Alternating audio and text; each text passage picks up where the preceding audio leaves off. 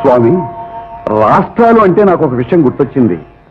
ఈ దేశంలో ఎలాగో 21, 22 రాష్ట్రాలు ఉన్నాయి కదా, ఇంకా కొంతమంది ప్రత్యేక రాష్ట్రాలు అడుగుతున్నారు కదా. అడిగిన వాళ్ళకి అడిగినట్టు ఇచ్చేస్తే ఈ గలాటాలు గట్రా ఉండవుగా. సాంబయ్య, నువ్వెప్పుడైనా మసాలా వడ తిన్నావా? అదేమిటి స్వామి? తిన్నావా అని అడుగుతున్నాను. తినకేం స్వామి? మసాలా వడ తయారు చేయడానికి కావలసిన ముఖ్యమైన వస్తువేది? శనగపప్పు. అది పండేది? బెంగా. మినప్పప్పు? మధ్యప్రదేశ్. ఆవాలు? ఒరిస్సా. నూనె?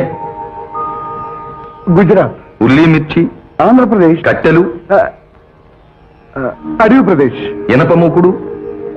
రూట్కల. సత్తుగరిట? బిలాయ్. రుబ్బురోలు? కడప. వండేవాడు? బెజవాడ. తినేవాడు? గుడివాడ, కాకినాడ, వాడవాడ. వాడ.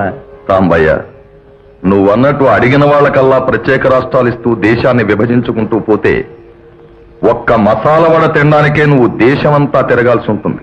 అంచేత విభజన అన్నది దేశానికి ఇంటికి కూడా అంత మంచిది కాదయ్యా సాంబయ్య. మీ ద్వారా శ్రీమద్ మసాలావర మహత్యం విన్నాను స్వామి. స్వామి,